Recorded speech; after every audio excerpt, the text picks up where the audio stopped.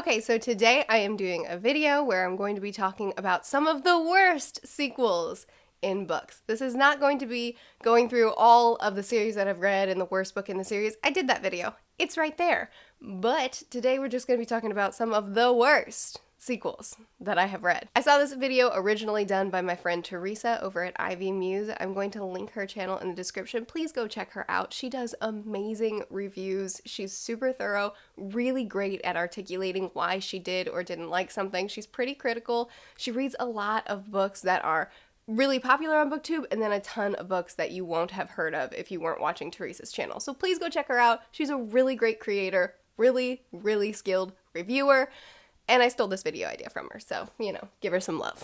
We're gonna start out with the cheap shots. We're gonna start out with the easy targets. We're gonna start out with Divergent. Divergent sequels were so bad that I got rid of them. I now own an incomplete set. I own Divergent, and I resold books 2 and 3 to my local used bookstore because this was a really cool setup. This was a really great concept back when dystopians weren't quite so saturated, and this was a really cool world, a really complex idea, and I loved spending so much time getting to know the sector that she was in. I can't remember. It's been a minute. But whatever section she was in, the mean guys, the brave ones, the Gryffindors. It was really cool getting to know their their faction, and getting to see the way they work. I really wanted Tris and Tobias to then move on to another faction and study their inner workings, and I wanted to move on to all the factions, and I wanted a book for each faction and then like maybe a big blow up or something. But that's not what happened. I really didn't like the direction that this series went. I didn't like the direction that the romance went, which, hey, I actually liked the relationship in book 1, and then I didn't. I just didn't like, really, anything. I mean, it was okay. It was fine, but pretty disappointing. Now let's talk about the Hunger Games. Talk about disappointment. Book 1, amazing. Even now, I reread it, and I'm still just like, man, I mean, you've aged, you have some wrinkles. Some of the tropes and the writing styles that we use are different, but the story itself, daggum solid. Book 2. I know that this is a bit of a controversial one. Some people love book 2. Some people absolutely hate book 2. I love it. I may even like it better than book 1. It's so good. We added so many layered, incredible, wonderful characters. We were back in the arena, which I wanted because, hello, that's what made book 1 so good. Book 3. Romance went downhill, which granted, I mean, it was a terrible romance from the start, but what was good about it is gone. What made the series good is gone. Character deaths that happened weren't explored, they just happened and we moved on. Katniss, have you heard of character development? Me neither, but you're a fictional character, so you're supposed to have some. I know some people love Mockingjay, but I also don't think I have necessarily a controversial opinion there. I'm pretty sure, you know, I'm in the majority. The Raven Cycle, book 1. Really good. Slow start, too many characters thrown at me at once, but other than that, excellent character development. This is a character-focused story. I loved Blue. I loved all the guys once I got to know them. Really interesting concept and idea as far as the thing that the kids are going after. Book 2, we take a sharp left turn. Apparently I spilled something on book 2 and never cleaned it off, so now it's just a sticky mess. Book 2, we took a complete left turn and we just focused on one character doing his thing and getting to know himself a little bit better. Did not like it. This is one of those books that people either love the Dream Thieves or they hate the Dream Thieves. There's not very many 3-star reviews out there for Dream Thieves. It seems like not very many people fall in the middle with this one. They either love it or they hate it. I happen to fall in the hate it section. I'm pretty sure I gave it 1 star. Really did not like this book. Book 3 was 3 stars for me. It was interesting. We got back into the rhythm of things, but still, there's like, these characters are so interesting, and I really like them, but the story really just isn't the focus of this. And it feels like we're building up to something great, but I've heard a lot of people say that the last book just isn't, like, it wasn't worth the wait for what the kids were going for. And at this point, it's been so long that I'm probably never going to read book 3. I'm actually considering just getting rid of the series.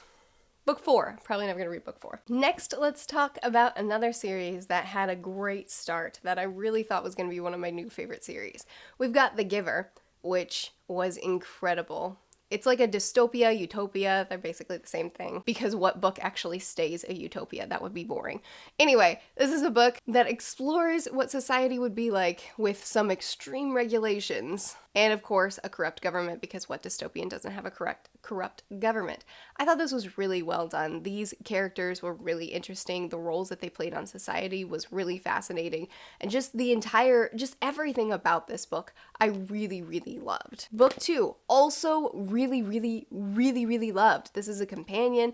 It follows another village in the same world. Totally new story, really interesting. Book 3, big fat no from me. This one was a shucks. It didn't do it for me, but it was another companion in another village in the same world. And then we got book 4, which was supposed to tie everything together. And it kind of did a little bit. It was another village in the same world, another companion. That part was really boring, but then we finally tied everything together, and we're supposed to answer all the millions of questions that were posed to us throughout this series. And we addressed about half of them, and the other half just never got mentioned again. And it was a bummer.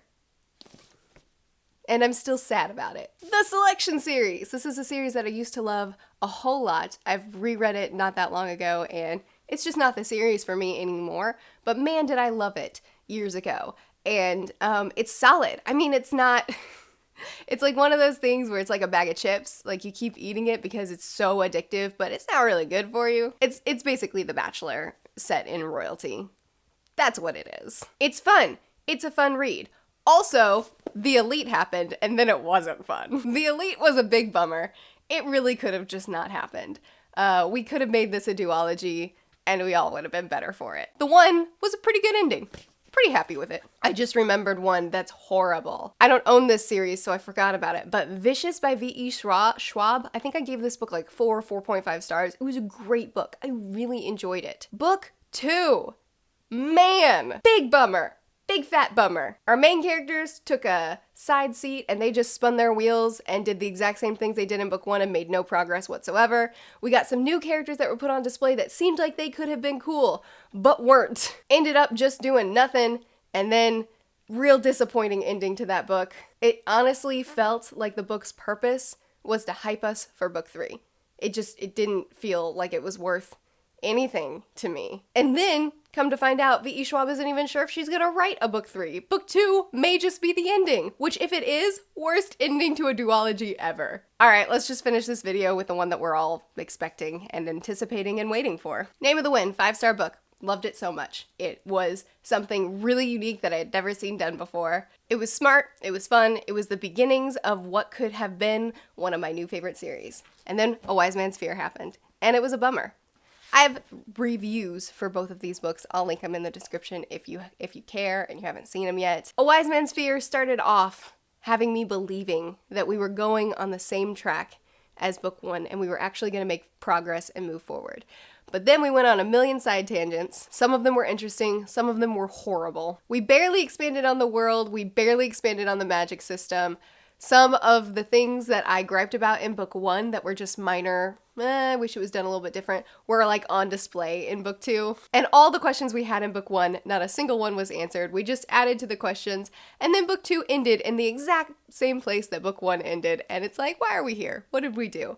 You only have one book left? Like, Rothfuss, if you told me you had 2, 3, 4 books more in this series, I would believe in you. I would call book 2 Middle Book Syndrome, and we can move forward. But I really just don't know how we can resolve everything, answer all the questions, keep your writing style, and make book 2 worth it in one more book. I'm still gonna read book 3, and I really hope that I'm proven wrong, but book 2 was just a bummer for me. Those are some of the worst sequels that I've ever read, in my opinion. I'm very curious to hear what you guys think. I know that some of the things I said are not necessarily the popular opinion. I know that some of you guys are gonna disagree with these things. Obviously, that's okay. I'd love to hear what you loved about some of these books that I didn't like. Tell me some of your worst books in some series. I was a little bit extra sassy in this video, maybe because it's 6 a.m., because it's the only time I have to film anymore, apparently. But I hope you enjoyed it anyway. I post videos every Monday, Thursday, and Saturday. I'll see you guys again soon. Bye.